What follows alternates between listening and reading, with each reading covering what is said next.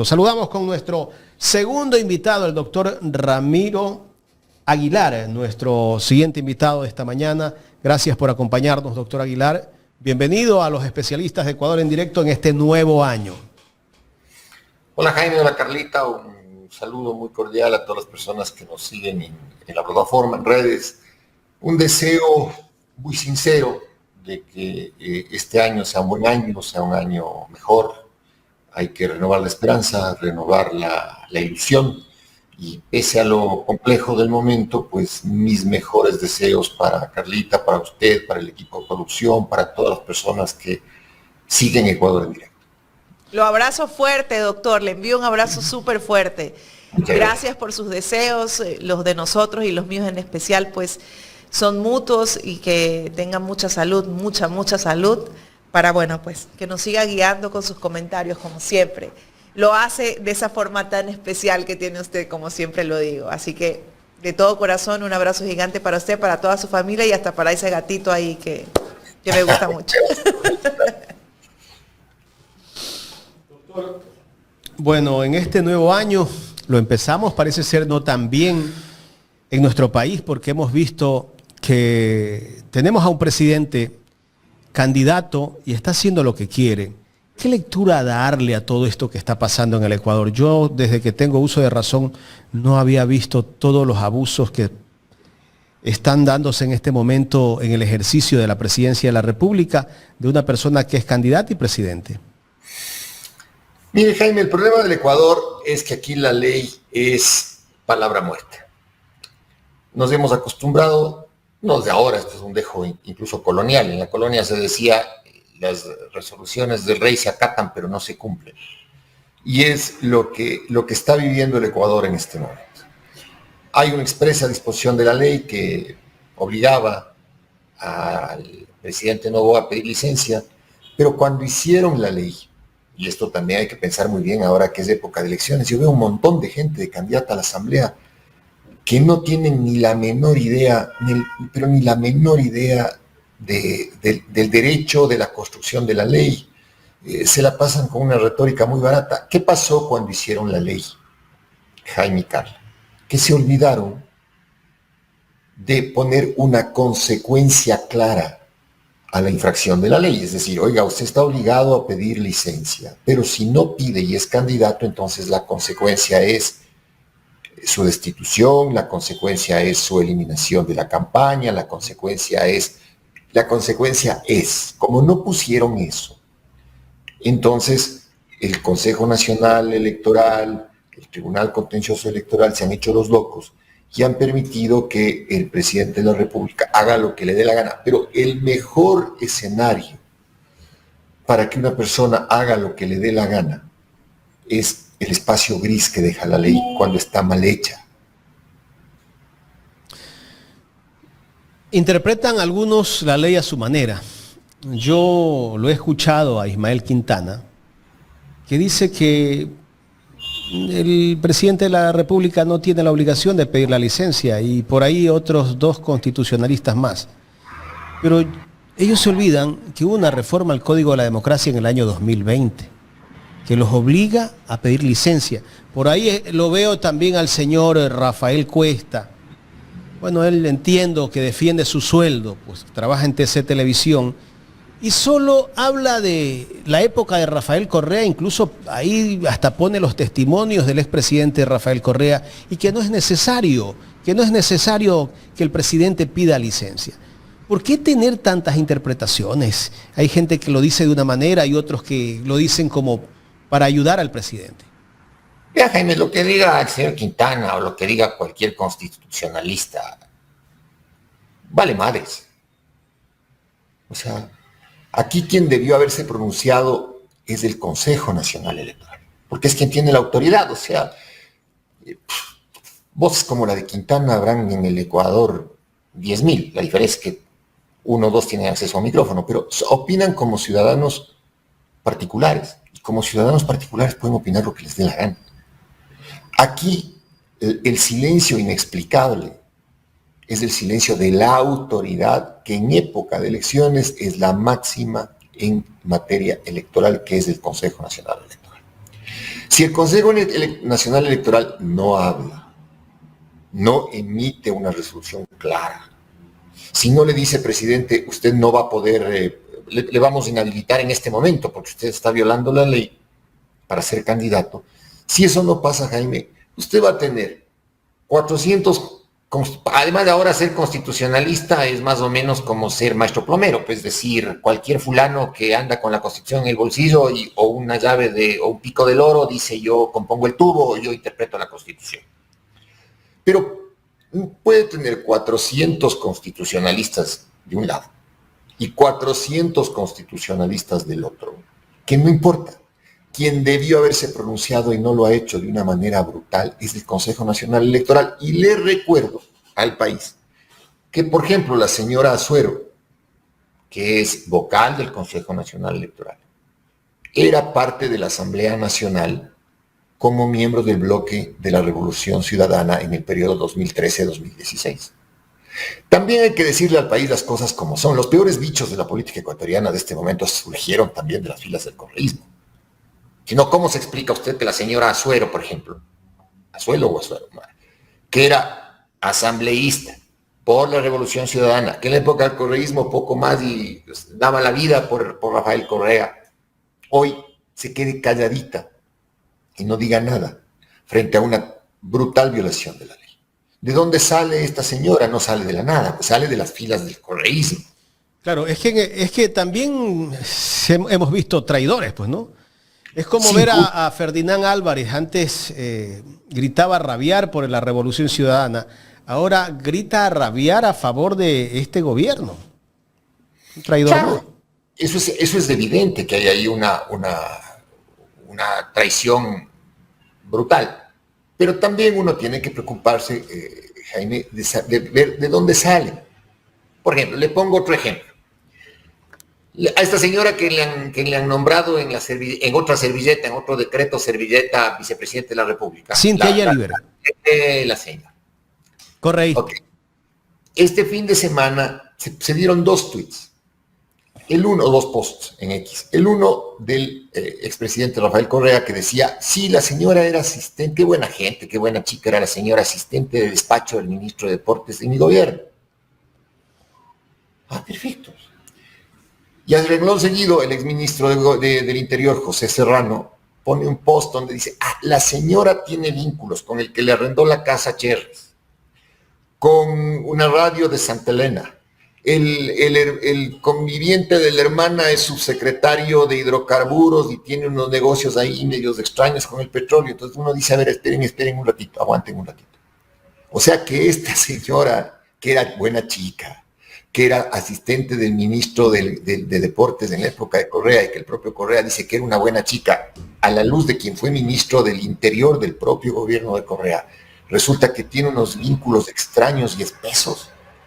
Entonces, Jaime, ese es el problema al final del día. O sea, el problema al final del día es que están haciendo política en el Ecuador en este momento y les entregaron las funciones públicas, particularmente a raíz del viejo sinvergüenza ese de Trujillo, a personas que son absolutamente descalificadas o que empezaron a descalificarse en el propio correísmo.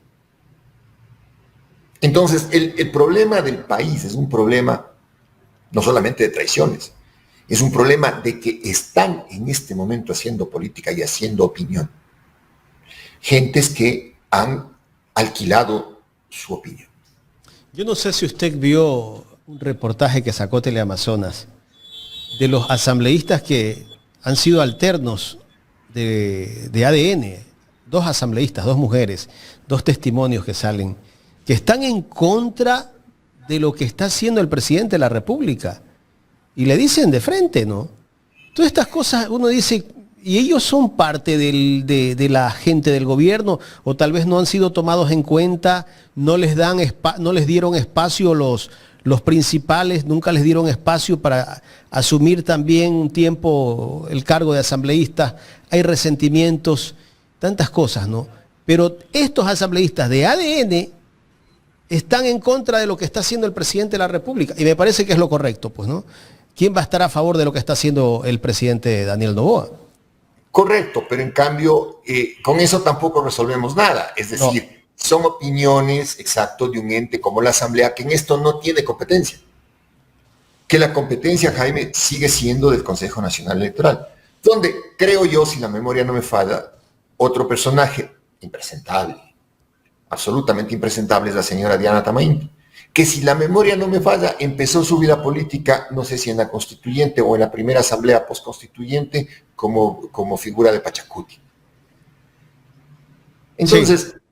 A ver, el problema es que en el Ecuador la política se ha convertido en un emprendimiento personal, en un negocio, no en servicio público, no en una correcta administración de la gestión pública. Y por eso estamos destruidos como país como estamos. Ayer, Jaime, el ministro de Defensa del Ecuador, en horario estelar, le pide disculpas a las familias de los 4 niños secuestrados, torturados, asesinados, desmembrados y cuyos cuerpos fueron quemados.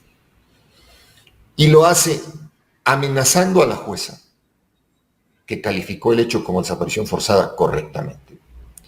Y lo hace con esta frase que le voy a repetir textual. Hay que abandonar el discurso de los derechos humanos como un elemento de persecución política. Si usted googlea, les invito a las personas que nos están siguiendo en este momento, si ustedes googlean la defensa del criminal de lesa humanidad, Macera, almirante, miembro de la Junta de Gobierno de la Argentina, cuando se defendía en el juicio contra la Junta, es el mismo argumento. Los que desaparecían, los que se robaban niños, los que mataban, eran héroes nacionales. Librábamos una guerra. ¿Cómo? Pero ¿a quién se le ocurre que el argumento de defensa sea el mismo que usaron los torturadores argentinos? Y por último, los torturadores argentinos se robaban los niños, no los quemaban, no los torturaban, no los mataban. Es tal la descomposición, Jaime, tal la descomposición, que va de la mano con la otra declaración totalmente desafortunada de otro improvisado incompetente como es el ministro Lagasca, que dice: quien hable de desaparición forzada es un ignorante, esto no es un crimen de lesa humanidad. La desaparición forzada, la ejecución extrajudicial son crímenes de lesa humanidad. Pero ¿por qué se les permite esta insolencia, Jaime? Se les permite esta insolencia porque no hay órganos de contrapeso, es decir, no hay un pronunciamiento claro de la Corte Constitucional respecto al tema de la designación de vicepresidentes, no hay un pronunciamiento claro del Consejo Nacional Electoral respecto de la licencia del presidente y no hay una actitud firme de la Asamblea para llamar a juicio político y destituir al ministro de Defensa porque es el responsable político de la terrible tragedia de los 4 niños de Guayaquil.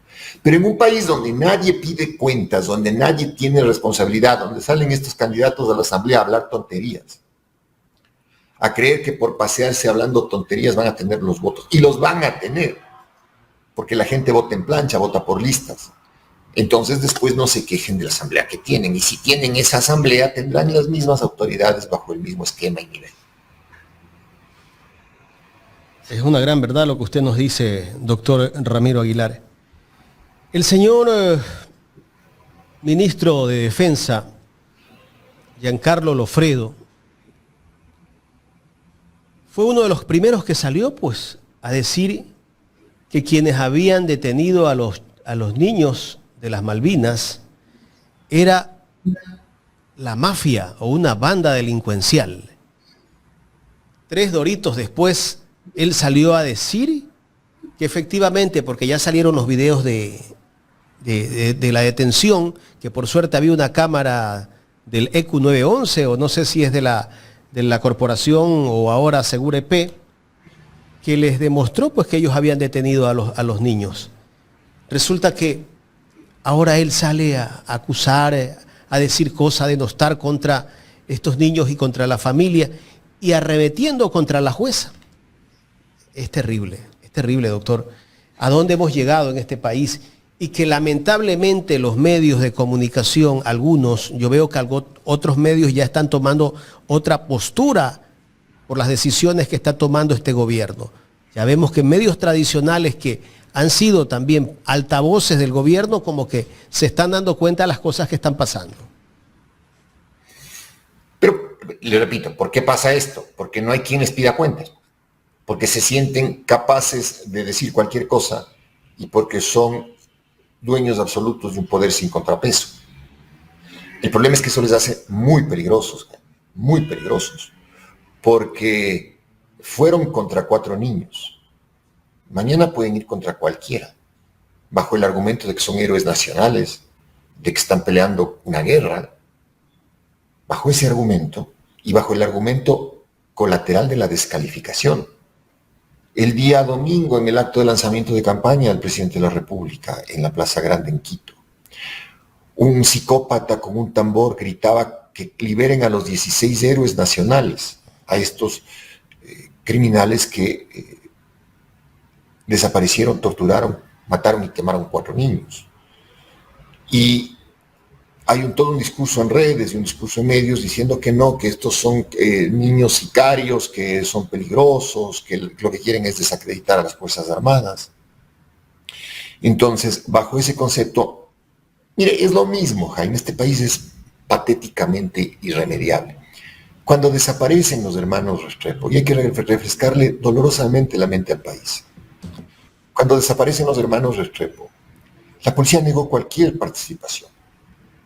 Después le encargaron a un coronel Gallegos que haga un peritaje en la quebrada del Machángara y encontraron los restos del trooper desposados, un zapato de uno de los niños, y dijeron que son los animales del río, los peces del río, los que se habían comido los cuerpos y que la policía no tenía ninguna responsabilidad.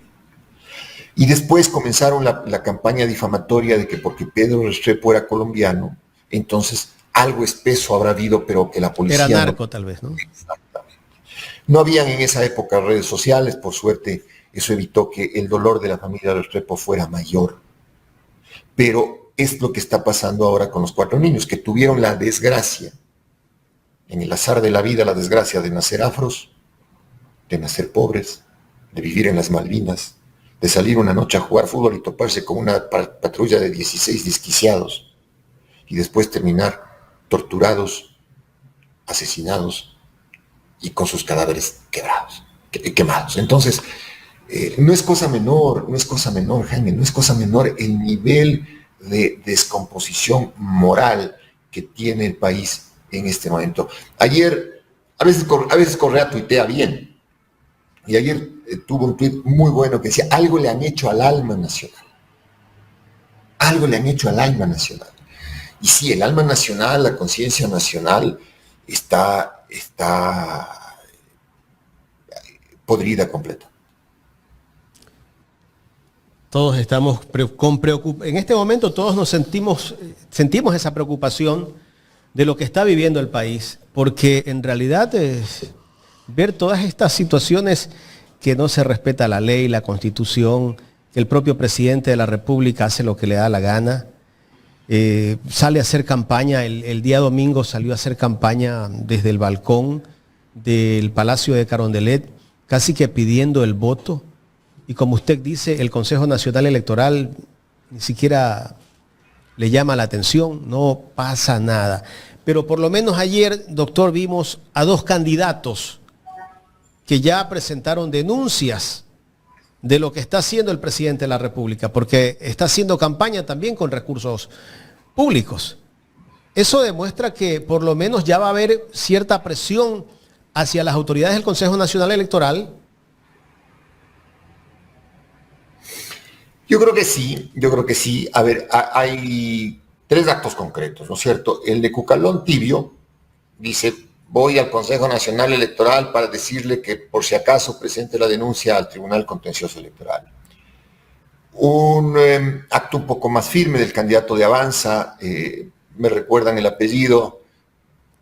Tillería, Luis Felipe Tillería. Tillería, un acto un poco más firme, y un pataleo como el pataleo que suelen hacer los socialcristianos siempre de Henry Cromer. pero efectivamente ya los candidatos toman una posición. Lo interesante aquí, Jaime, es por qué se demoraron tanto. ¿Por qué se demoran tanto? ¿Y por qué en el caso de Construye es una actitud bastante tibia, la de Cocalón? En el caso de Tidería, digamos que es más firme. En el caso de los socialcristianos también es medio tibio, ¿no? Es decir, un comunicado por ahí, las 6 y aliados. Porque en el fondo, y no hay que olvidarse de esto. Solo hizo un pronunciamiento el PSC, no ha presentado denuncia. Exacto. Entonces fue una cuestión de unas declaraciones de Kronfle y un pronunciamiento. ¿Pero por qué pasa esto, Jaime? Porque si Noboa pasa a la segunda vuelta y se pelean Construye y los socialcristianos con Noboa, ¿qué va a pasar? Si Noboa gana nuevamente la presidencia, que se quedan sin teta en el gobierno y se quedan sin teta en la asamblea. Por eso es que la reacción de la derecha ha sido muy tibia. Y también ha sido tibia la reacción de la Revolución Ciudadana, que no ha dicho, o sea, se ha pataleado mucho mediáticamente, pero no ha ido al Consejo Nacional Electoral a presentar una denuncia. Porque mientras Glass esté secuestrado por el gobierno de Noboa, ya el fin de semana, cierto o no, pero hubo la cuestión esta del intento de atentar contra su vida, y entonces Glass es un rehén que el gobierno tiene contra la Revolución Ciudadana. El gobierno es peligroso, Jaime. O sea, doctor, que el gobierno presiona la Revolución Ciudadana con Jorge Glass. Pero sin la menor duda. Pero eso es evidente completamente para cualquiera que sea un observador político. Incluso en estos momentos políticos, en estos momentos de campaña, ¿lo usa? Pero por supuesto, para ejemplo, Carla, el traslado momentáneo de Glass fuera de La Roca, el hecho de que montaron un operativo diciendo que un compañero de cárcel, un tal Gordo Lucho, quiso atentar contra su vida. Pero ¿por qué se produce eso? Porque días antes el propio gobierno había dicho que el correísmo está mire lo perverso, ¿no? El propio gobierno había dicho que el correísmo estaba planeando un atentado contra Glass para la campaña electoral. Entonces, cuando Noboa dijo alguna vez, en medio de sus delirios, que él era un enemigo peligroso, es un enemigo peligroso. Y no podemos darnos el lujo de tener un presidente que mida un país entre amigos y enemigos. Porque desgraciadamente el mejor enemigo es el enemigo muerto. Y cuidado, Noboa comienza con esa lógica. Doctor, todos los candidatos entonces, e incluso la candidata Luisa González, están en desigualdad de competencia con Daniel Noboa. Todos, porque Noboa está haciendo un uso arbitrario, incontrolado del poder. Entonces tiene toda la maquinaria estatal, todo el poder del Estado, y tiene además los medios corporativos que le amplifican la labor del presidente de la República, rompiendo el equilibrio que todos los candidatos deben tener en el acceso a la publicidad electoral, que se regula por franjas. Entonces es evidente que Noboa está yendo con mucha ventaja, en el proceso sobre todo de desinformación y en el proceso de publicidad electoral. Yo que lo sigo y he escuchado sus entrevistas, una de sus últimas entrevistas usted decía, Noboa no va a perder, no quiere perder, no se va a dejar ganar la presidencia. Exacto, le había dicho a Jacobo García que pueden haber dos escenarios. a eso iba. Que Noboa no quiera perder y simplemente se robe la elección, como Maduro, sí gané. El 9 de febrero diga, gané en primera vuelta. Bueno, y las actas y el escrutinio, no, ya gané. Y la señora Tamaín, que es impresentable, y la señora Azuelo, y el señor Pita, y todos los que están en el Consejo Nacional Electoral digan, hackearon el sistema, no podemos procesar, pero sí ganó. Ejemplo, lo que hizo el impresentable de Maduro en Venezuela. O sea, es que la visión que tenemos en estos momentos en torno a lo que se vive y a los diferentes actores políticos que influyen directamente en la campaña, nos avisora o nos hace pensar justamente con su reflexión eso. Tiene el CNE de lado y si mañana pasa exactamente lo que pasó en Venezuela o aparentemente pasó en Venezuela, también tiene el respaldo de las Fuerzas Armadas. Exacto, igual que en Venezuela. O sea, en Venezuela le ve usted al gordo ese de padrino con un montón de militares. Por lo menos los militares venezolanos tienen los uniformes nuevos. Porque aquí el ministro de Defensa tiene unas ruedas de prensa con unos militares atrás que tienen hasta descoloridos los uniformes. Pero el escenario es el mismo. Entonces puede ser que Noboa simplemente no quiera perder. Y no hay ninguna garantía de que el Consejo Nacional Electoral sea imparcial. Y puede ser que al correísmo no le dejen ganar, que es otro escenario distinto. Es decir, que si ven que la candidata de la Revolución Ciudadana comienza a tener un incremento interesante en intención de voto en segunda vuelta, entonces puede pasar un Villavicencio 2, pero sin la menor duda. Porque creo que lo hemos dicho algunas veces cuando ustedes han tenido la gentileza de invitarme a su programa, la derecha llegó al poder para no perderlo nunca más, bajo cualquier circunstancia, usando cualquier trafacía. Y lamentablemente, en el mundo se han dado ejemplos de actos que pervierten la democracia, como el de Maduro en Venezuela, que sirven como un antecedente absolutamente negativo. Absolutamente negativo. Puede tener usted observadores internacionales, puede tener lo que sea. Gané. Y las Fuerzas Armadas custodian las urnas para que nadie haga fraude porque los correístas hackearon el sistema y quieren perturbar el país. Gané. Y tendrá usted un coro de militares, medios de comunicación corporativos, la Embajada Americana, la OEA, que digan, sí, eso pasó en el Ecuador. ¿Cómo evitar eso? Es la pregunta. Primero, con un muy firme control electoral, porque afortunadamente en el Ecuador el voto sigue siendo de papel, entonces hay que tener observadores en cada junta, que se tomen fotos de las actas, que se hagan públicos los resultados y las actas inmediatamente, pero ni siquiera eso es garantía como un Consejo Nacional Electoral impresentable como el que preside la señora Diana Tamay. ¿Nos podemos enfrentar ante un vivo y claro fraude electoral, doctor? ¿Es a lo que nos vamos a enfrentar? ¿Hay que trabajar contra eso? Es a lo que yo más miedo le tengo, porque Noboa no tiene límites, porque los militares están empoderados y están corrompidos, y porque el Consejo Nacional Electoral está vendido. Entonces es el mismo cóctel venezolano. La diferencia es que en vez de que usted le tenga a Noboa en la foto, le tiene a Maduro. Pero es el mismo cóctel. Y por eso me desagrada, por ejemplo, que el expresidente Rafael Correa y la Revolución Ciudadana estén ahí con Maduro agarraditos de la mano. Yo sé que le tienen que agradecer mucho, que hay mucha gente de la RC que está en Venezuela viviendo después de la persecución que tuvo en el Ecuador, todo lo que ustedes quieran. Pero ¿por qué Lula, por ejemplo, fue muy firme en decir, hey, un ratito, esto no se puede validar? ¿Por qué? Porque si usted deja pasar eso, entonces la derecha aprende rapidísimo. Y la derecha hace exactamente lo mismo, ¿ok? Ganamos. Se acabó la historia. Doctor, ¿qué pasa si Daniel Noboa gana las elecciones? ¿Usted cree realmente que pueda terminar su periodo? ¿Cree que va a llamarnos, a hacer un llamado a las urnas para una nueva constituyente? ¿Cree que va a haber un estallido social?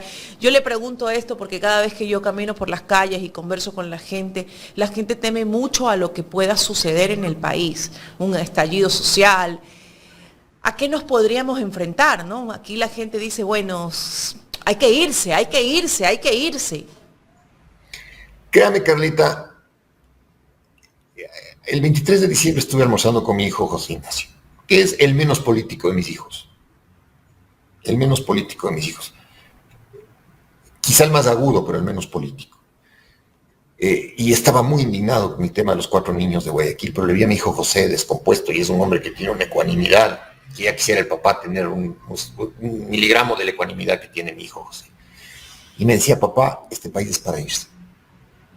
Usted sabe lo doloroso que fue para mí escucharle a mi hijo José decirle, papá, es un país para irse, cuando yo mismo y mis papás y mis abuelos y mis bisabuelos y mis tatarabuelos y los tatarabuelos de millones de ecuatorianos han dado la vida y hemos dado la vida para tener patria, nación, Estado, referencia, familia.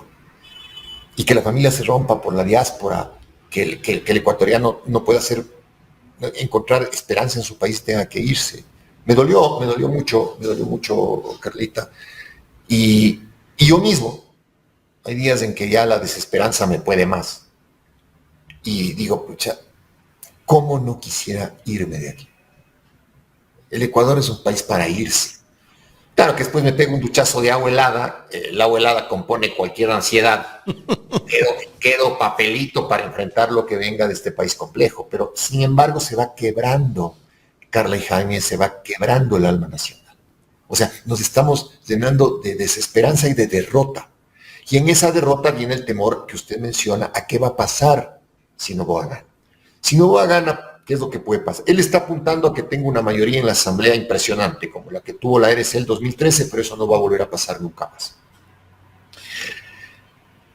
La RC le está apostando a tener una mayoría, un bloque importante en la Asamblea Nacional, lo mismo creo que apuesta a los socialcristianos y construye.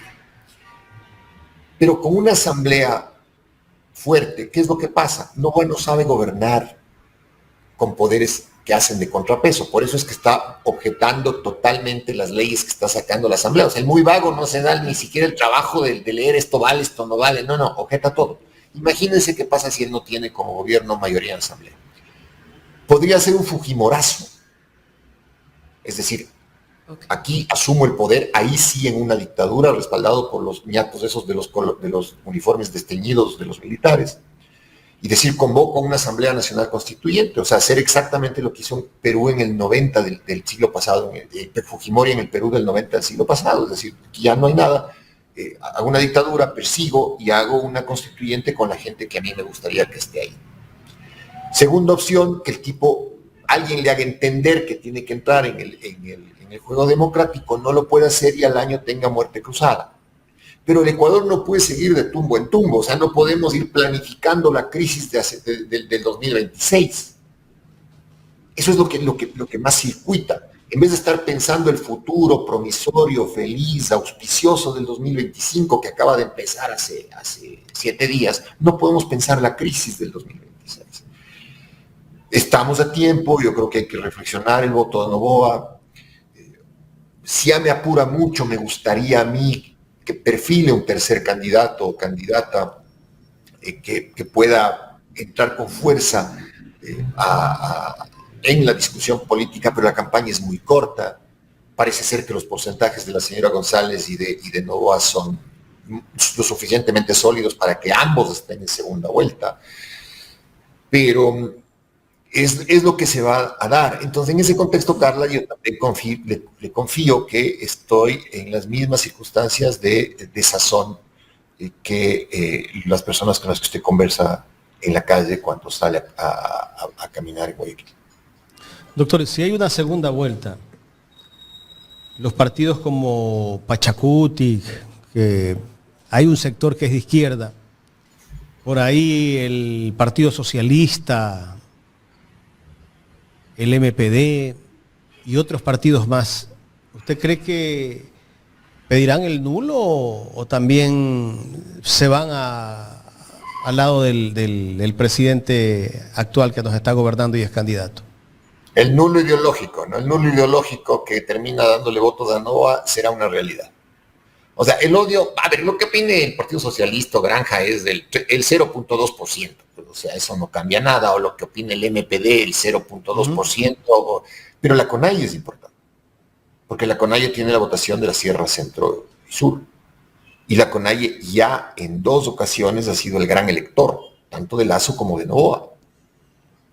Entonces, la pregunta es a Leonidas Issa y a la CONAIE, ¿van a superar el odio ese enfermo personal que tienen contra el correísmo? Y yo tengo mis dudas. Pero habrá que preguntarles a ellos.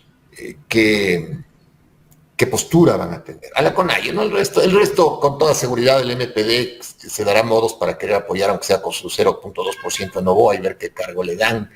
El Partido Socialista, que hoy le tiene candidato a Granja y antes tenía de candidato a Freile, es un bus al que le cambian de destino nada más. Pero la CONAIE sí es importante.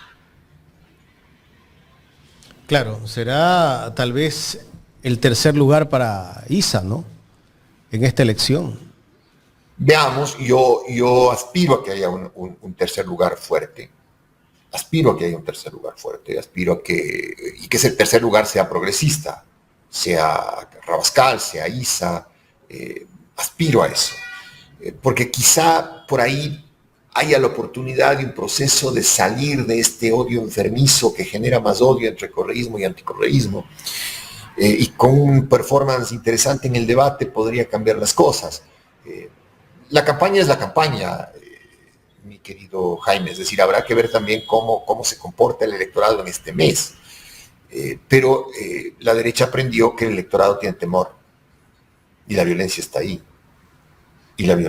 O sea, otra cosa que ha pasado de agache aquí estos días es que me parece que al esposo de quien fue alcaldesa de Durán, asambleísta de Durán, la señora Arce, entran y le matan en su casa. Ya, es una cosa de locos. Es una mezcla entre violencia política y violencia urbana que uno no sabe cuál es el límite. Y uno no puede confiar en las Fuerzas Armadas y en la policía para que restablezcan ese límite. El decreto de estado de excepción que firma el presidente de la República en estos días, ¿cuál es el propósito? Seguir a ver, el haber lanzado la campaña desde Carondelet con alambre de espinas y con los militares vestidos de camuflaje y haber entregado muñecos de cartón pasándose por arriba de la ley es un signo de yo soy el fuerte. Yo soy el fuerte. El sainete que armaron con Glass el fin de semana, yo soy el fuerte. Todo este mensaje de los militares, con los pasados por detergente los uniformes detrás del ministro de Defensa, es un mensaje. Hay mucha simbología militar en la campaña de Novoa. En un momento en el que el pueblo ecuatoriano tiene mucho miedo. Tiene mucho miedo. En ese contexto, Jaime, el gobierno de Novoa no va a tener empacho en seguir usando la simbología militar en la campaña, el militarismo como elemento de seguridad. Pero la realidad que es otra, la realidad que tiende puentes incluso entre las mafias y los militares, entre las mafias y la policía, hace que todos los días en las calles los ecuatorianos sigamos siendo víctimas de la violencia real, ya no de una violencia simbólica, sino de una violencia real. Ahora, es deber de los políticos que están en campaña, Jaime, y esto quiero subrayar, es deber de los políticos que están en campaña separar las dos violencias. Es decir, dejarse ya del insulto, de la agresividad y tener un discurso constructivo post-conflicto. Y, desde luego, del electorado rechazar, como segunda parte de esto, el electorado rechazar al candidato violento. Yo creo que eso es fundamental. Porque si no seguimos en esta lógica de la violencia que se va desquiciando poco a poco.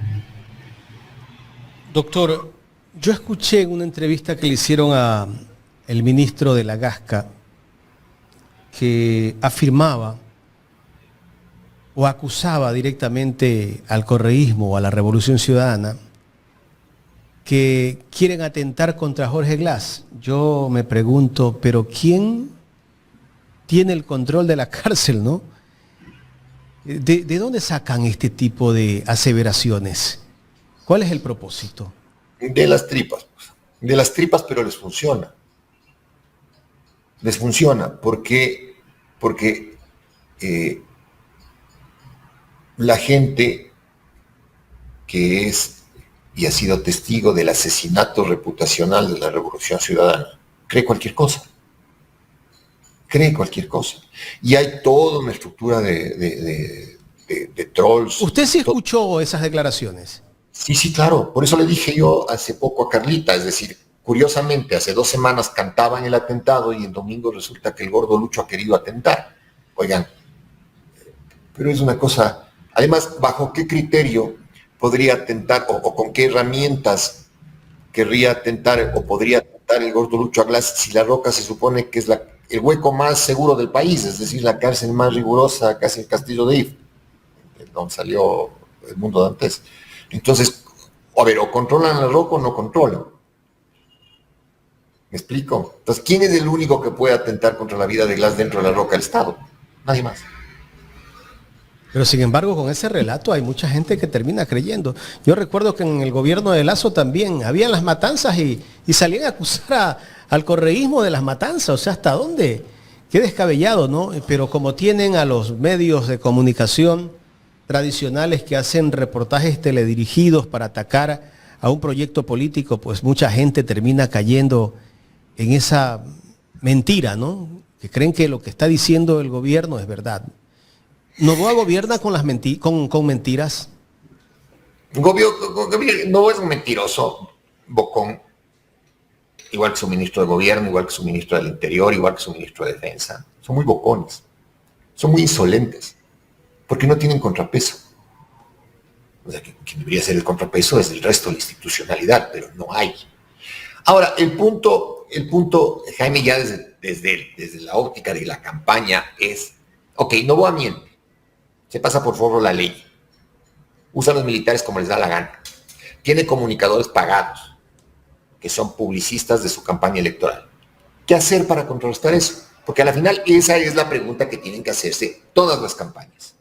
¿Qué hago para contrarrestar eso? ¿Qué hago para poder equilibrar un proceso electoral donde tengo y estoy enfrentando al poder? ¿Qué hago? Primer consejo, Grateche. Si tienen por ahí las campañas consultores venezolanos, sáquenles de ahí porque esos no sirven para nada. Consejo Grateche. Otros ya no les doy porque cobro, pero venezolanos, consultores políticos, sáquenles de ahí porque no sirven para nada. Esos consultores, sobre todo de la derecha venezolana. O sea, aquí funciona la campaña de la guerra sucia entonces. Pero no tanto porque el país está cansado de violencia. Por eso le digo, Jaime, a ver, el estratega de las campañas, y yo creo que eso es un reto para un estratega político. Yo no lo soy. Yo hice política activa, entonces yo pediría, tráigame un estratega político para diseñar juntos de estrategia. Pero ¿qué problema tengo? Tengo abuso del poder, miedo del elector, un gobierno mentiroso, medios que están replicando el tema. Entonces, ¿qué problema tengo y dónde encuentro la solución? ¿Sabe cuál es la elección más parecida, Jaime? La elección más parecida es la que tuvo Pinochet a finales de los años 80 del siglo pasado en el referéndum, donde él le preguntó a Chile, ¿quieren que yo siga siendo presidente otros 8 años, sí o no? Y Pinochet controlaba, obviamente, los medios, ahí había una dictadura palpable, los empresarios estaban con Pinochet, entonces, ¿y por qué ganó el no? Primero porque se hizo una campaña muy creativa, aún con las limitaciones de que habían spots que no les dejaban pasar. De hecho, hay una película que se llama No, que les recomiendo vean.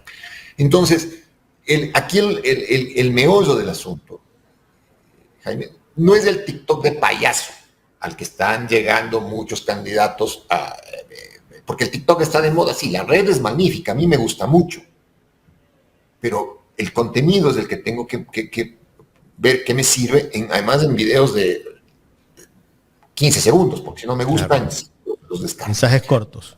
Exacto. Entonces, aquí los estrategas de campaña creo que tienen que desarrollar 3 retos. El primer reto es un trabajo en territorio, muy sólido, muy sólido. O sea, el candidato tiene que salir a la calle, la gente tiene que verle. Segundo, el mensaje en TikTok no puede ser un mensaje de payaso. Tiene que ser un mensaje muy íntimo, llegar a la fibra del elector, a la fibra emocional del elector. ¿Ah? Es un poco lo que hace Correa con estos almuerzos virtuales, que entra a una casa, le abren, conversa con la gente. Ese es un buen mecanismo. Y trabajo territorial, un mensaje rapidísimo de conectar con la fibra sentimental de la gente, pero no con el miedo. Y el tercer reto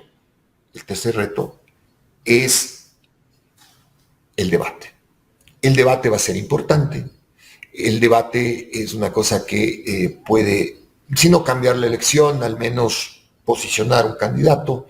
Habrá que ver cómo personajes con una gran experiencia en comunicación como Jairala o como Rabascal se plantan en el debate.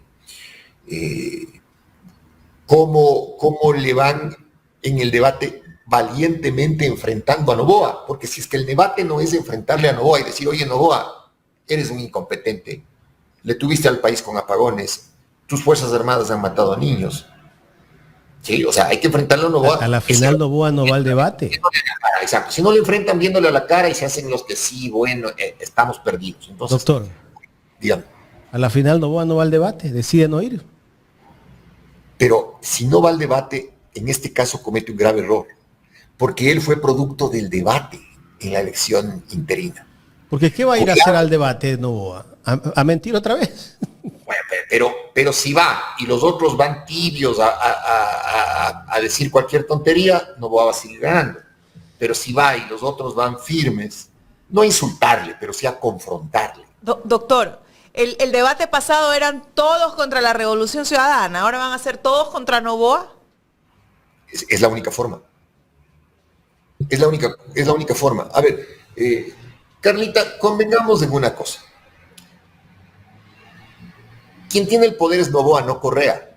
Correcto. Entonces, a quien hay que ganarle es a Noboa, no a Correa. Y eso también hay que hacérselo entender a la gente. Quien que tiene el poder es Noboa, no Correa. O sea, quien gobierna es Noboa y lo que pasa en este país es culpa de Noboa, no de Correa. Pero pregúntele eso a Carlos Vera, a De Tomaso, a Benedetti, a los de Radio Democracia, creo, Miguel Rivadeneira.